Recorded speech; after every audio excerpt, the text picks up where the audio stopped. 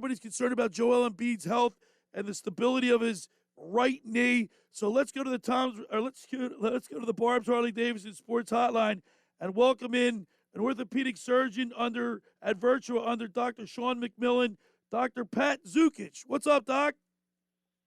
Hey, Billy, how are you? Thanks for having me on. I appreciate it. All right, good. There's a lot of speculation on what's going on with the right knee of Joel Embiid with his lateral meniscus tear. I wanted to hear from you. I wanted to hear from somebody, an authority, someone like you that works, operates, and knows a lot about the meniscus. So my first question to you is, when a player of Joel Embiid's size damages his meniscus, no matter, even if it's a slight tear, is it possible for him to play without surgery?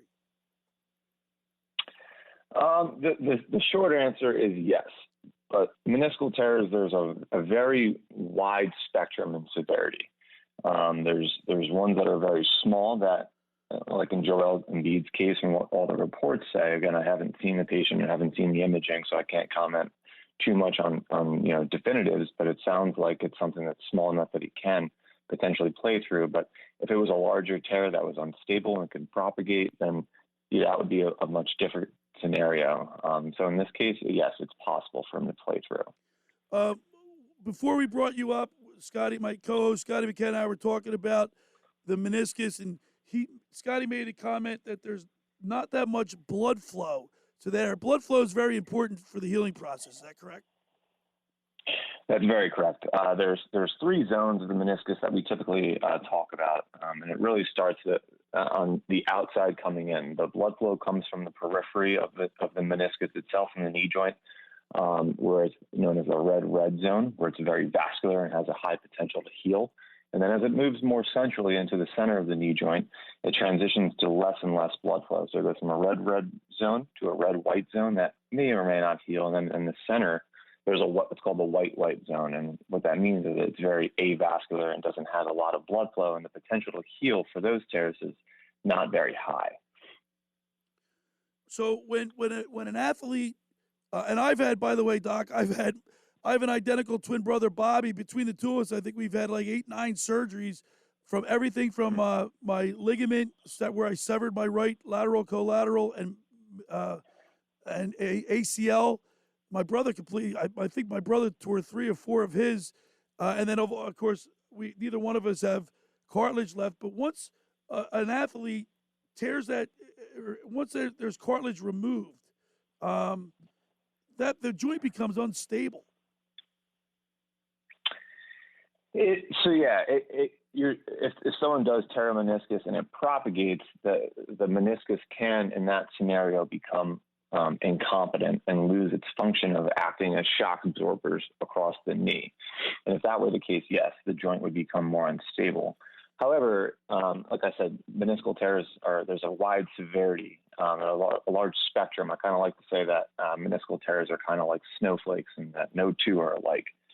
So if there's a very small one, which is what the reports are saying, and it's really not causing any kind of damage to the structure of the meniscus, and it's still able to act and function as a shock absorber in the knee, it potentially could not propagate and lead to any kind of instability in his knee. And really the big issue could just be pain and swelling in his knee that could lead to, shutting down of his quadriceps muscle and the surrounding structures of his knee and kind of just leave him a little weaker and lead him to an increased risk of further injury. But as long as his strength comes back and his pain is controlled, it could actually not lead to any long-term damage in his knee.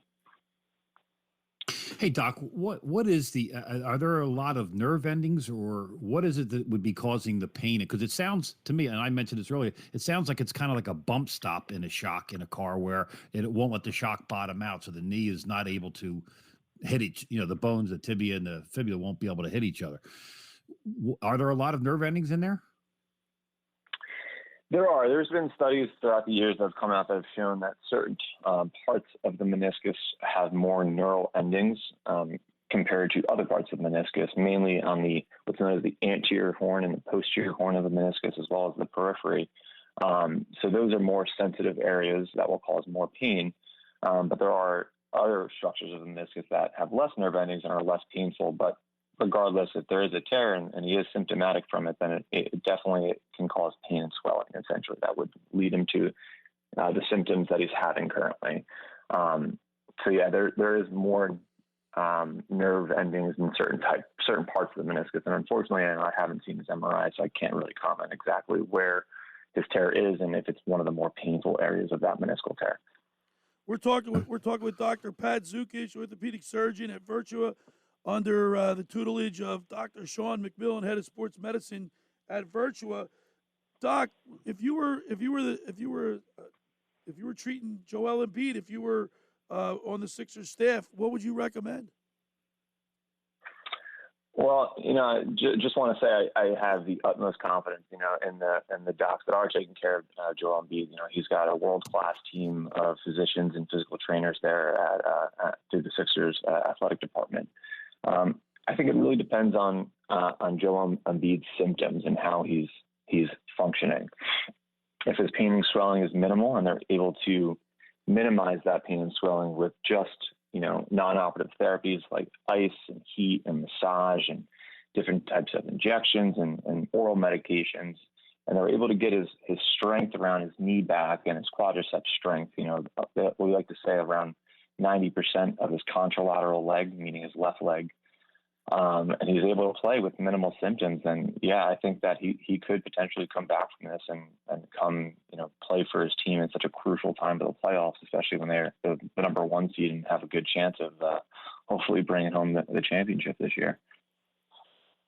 Doc, how does it worry you that he would be? I mean, is this obviously you haven't seen anything, none of us have, but if it is a small tear, is this something that he'll be 100% after this injury heals, or is it something that he needs to go in and either have it repaired in one sense, or maybe just a piece of that meniscus snipped off so that it doesn't continue to tear?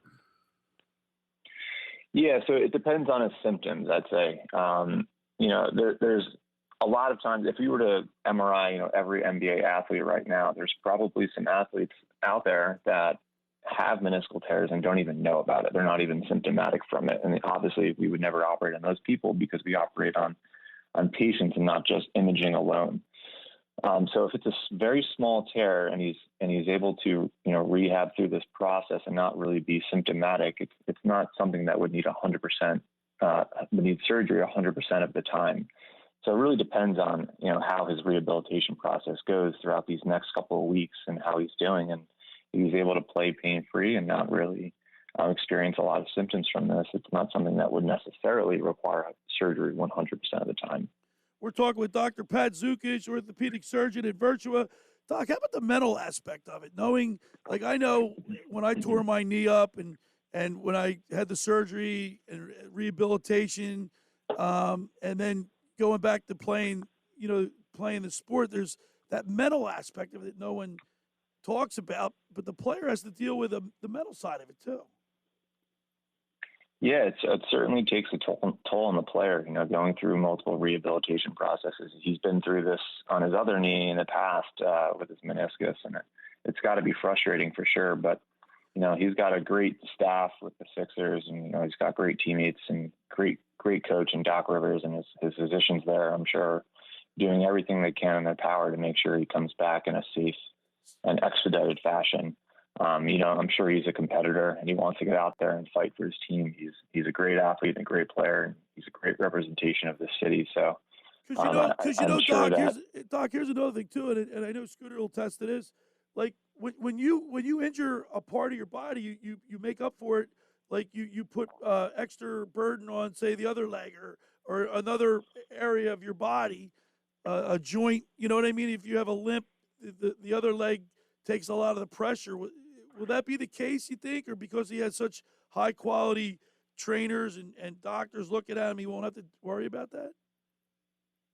Yeah, if he certainly would compensate. Most likely that's natural for the human body to do whenever you have an injury with pain and swelling. But if he's able to rehab his knee and get his strength back in his quadriceps to about 90% of the other side, he should be okay. They could use a brace on his knee to help him increase what's known as his proprioception, in his knee where he kind of helps you recognize where your knee is in relation to space, essentially.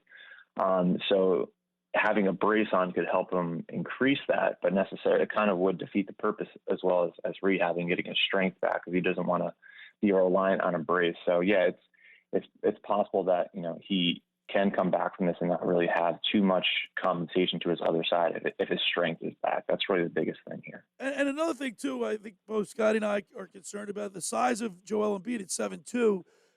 I guess obviously his meniscus are bigger than, you know. Is it all relative, basically? You know what I mean? Like somebody at 6 foot, do they put more pressure on? Does somebody at 7'2" put more pressure on that knee joint than somebody that's 6'2" or 6'3"? Yeah, they naturally will. But Joel Embiid's been putting that increased amount of pressure throughout his knee joint throughout his entire life. So his muscles and his cartilage are used to seeing that amount of load. So it shouldn't really change anything in the short or long term function for him. All right. So from what you know, from listening to you, it seems like if it is such a slight tear, and of course I'm looking at a picture of the knee and explanation of Embiid's knee injury, I would say that it looks like he might be ready to go on tomorrow at 1 o'clock. Oh, Jesus. Yeah, we're hoping so. There were some reports that came out. There were some reports that came out yesterday that Doc Rivers said that he was able to run and play. He wasn't participating in contact throughout practice, but he was able to run and play on it a little bit. You know, if he's not limping or having a lot of symptoms from it, you know, it's certainly possible that he could play hopefully pretty soon as long as his symptoms are controlled. All right, Doc. Well, listen, man, I'm glad you shed a little light on this subject with Joel Embiid's right knee, and hopefully, you know, he can make it play through the pain and bring a win home for Game 1 against the Atlanta Hawks right here on 97.3 ESPN. Thanks, Doc. Yeah, thank you. Thanks for having me. Appreciate it. All right, there he is, Thanks Dr. Pat Szukics, orthopedic surgeon at Virtua, under the tutelage of Dr. Sean McMillan, the head of orthopedic sports medicine at Virtua. He's, of course, appeared on the Barb's Harley Davidson Sports Hotline.